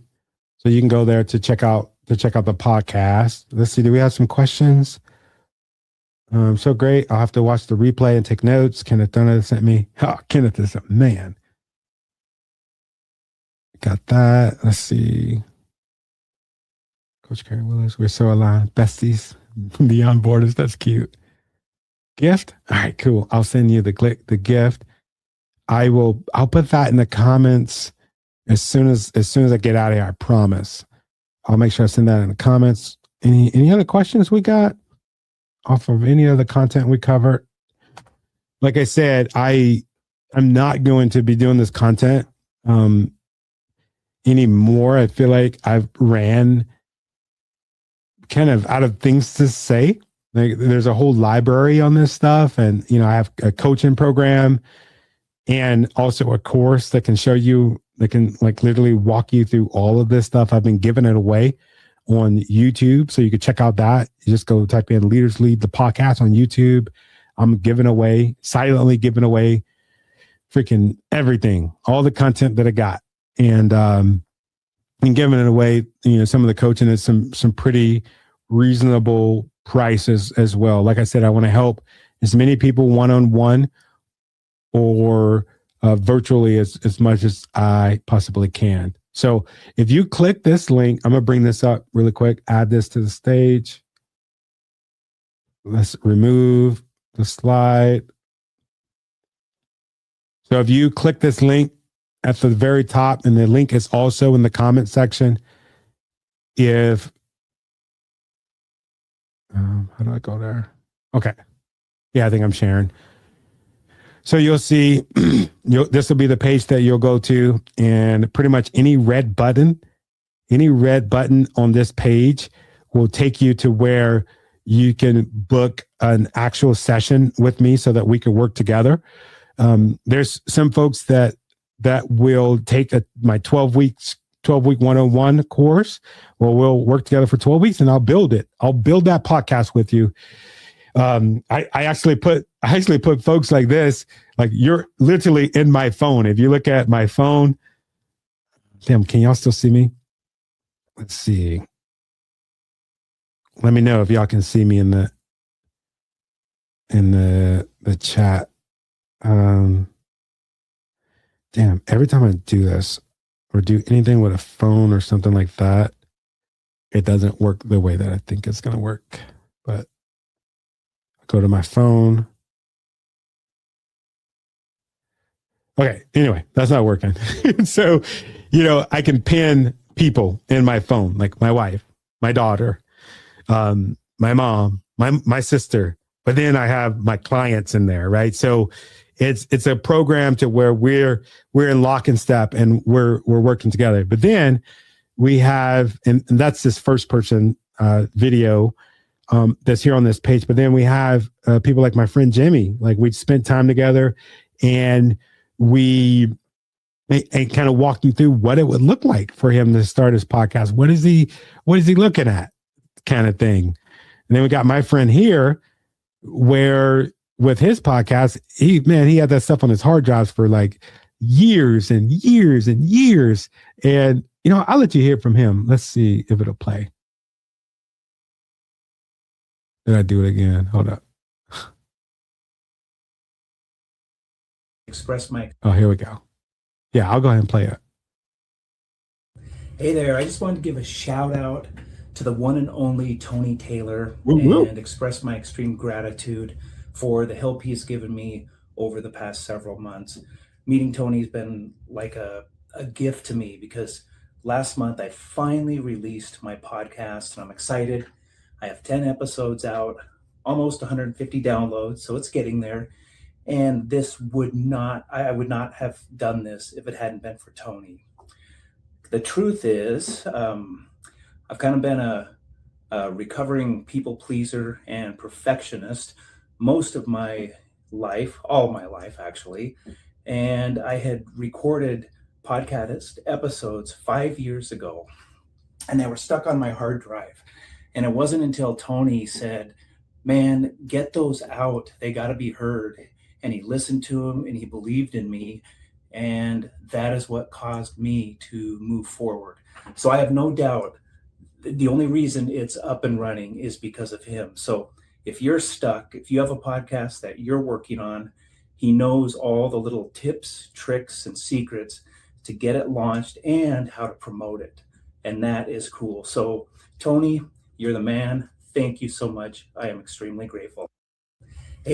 Hold up. Who else do we got here? Let's see. We'll do one more. Hi, I'm Bill Knapp.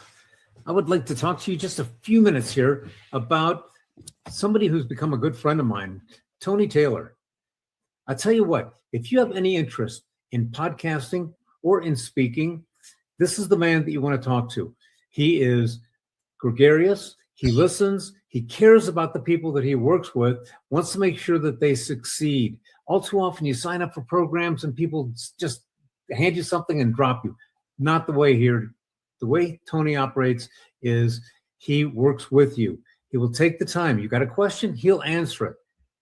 And because of his exuberance, because of his energy, you just get sucked into this and you become part of it.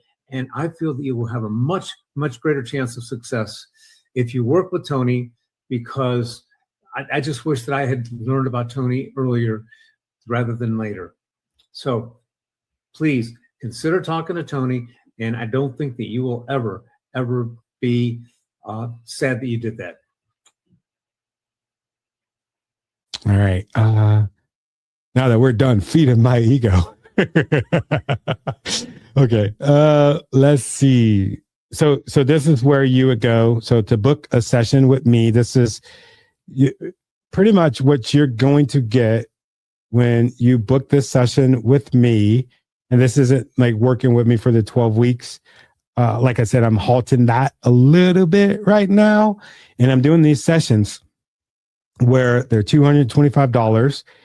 And we actually 2 hours, usually I say an hour and a half, but it's like 2 hours where we're working and we're actually building. Once we're done, you have all of those different phases that we talked about earlier. You have that in an actual business plan, a blueprint that you can follow.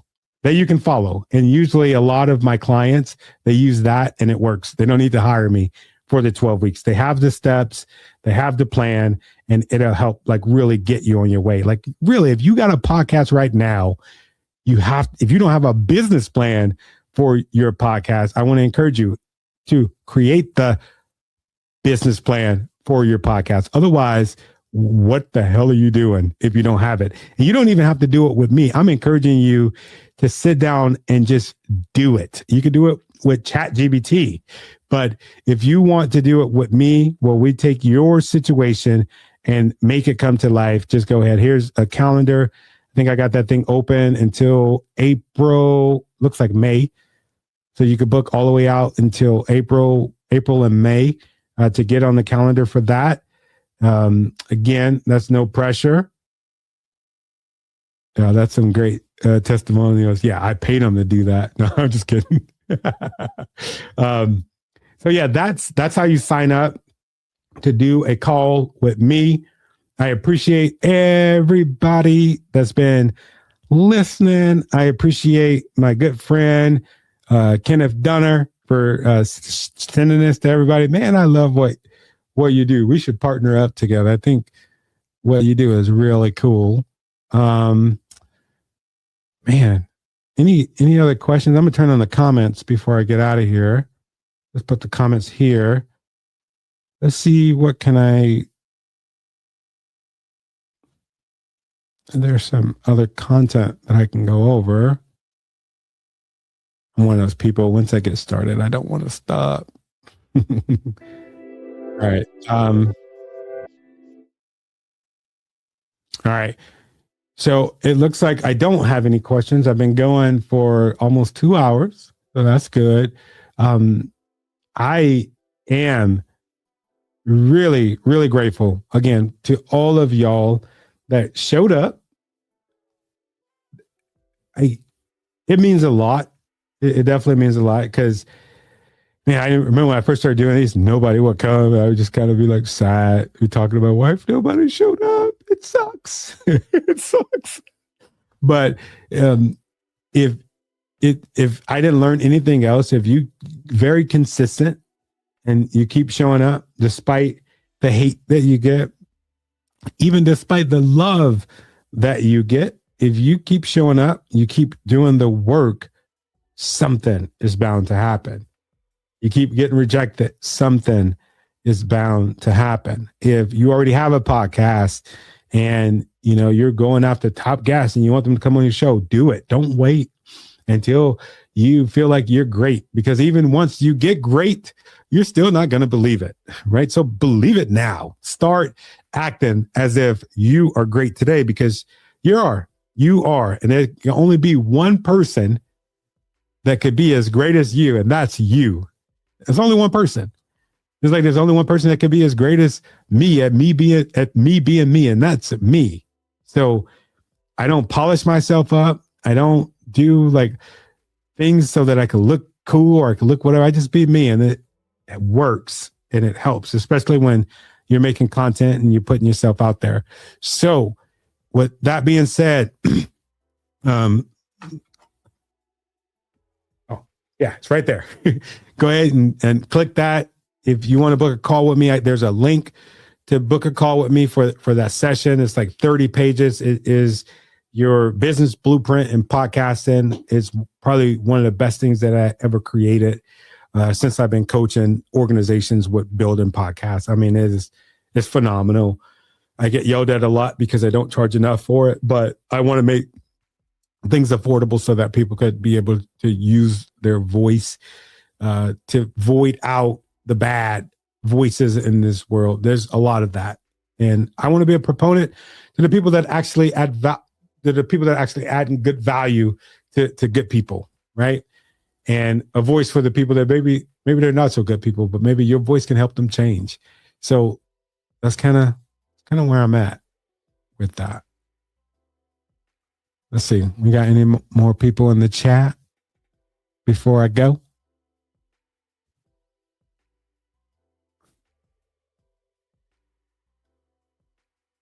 All right. All right. And as soon as I get out of here or get off of here, I'll make sure that I drop that in the comment so that you can get this replay and the other rest of the series that I got to. I'll make sure that I send you all of that stuff too. So yeah, let me get off of here. All right. I'll see y'all later. And if this has bought you any value, do me a big favor and share it. That would be really cool. I would really appreciate that. I'll see y'all later.